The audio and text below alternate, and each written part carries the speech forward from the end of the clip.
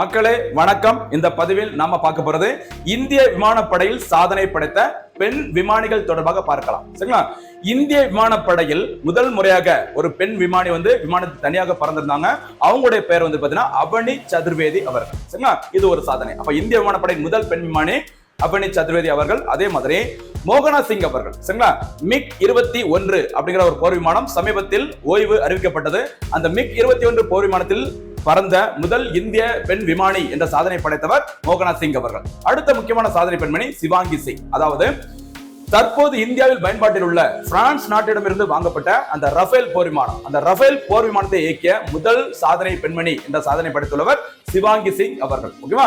இன்னொரு பட்டியல் முக்கியமானது, தவிர்க்க முடியாது. என்ன அப்படின்னு சொல்லி பாத்தீங்கன்னா, தற்போது இந்திய குடியரசுத் தலைவராக இருக்கிற திரௌபதி முர்மு அவர்கள் சுகோய் 30 MKI என்ற போர் விமானத்திலும் ரஃபேல் போர் விமானத்திலும் பறந்து சாதனை படைத்திருக்கிறாங்க. என்ன சாதனை அப்படின்னா, ஒரு குடியரசுத் தலைவர் 2 போர் விமானங்களில் பறந்த முதல் இந்திய குடியரசுத் தலைவர் என்ற சாதனை படைத்திருக்கிறாங்க திரௌபதி முர்மு அவர்கள்.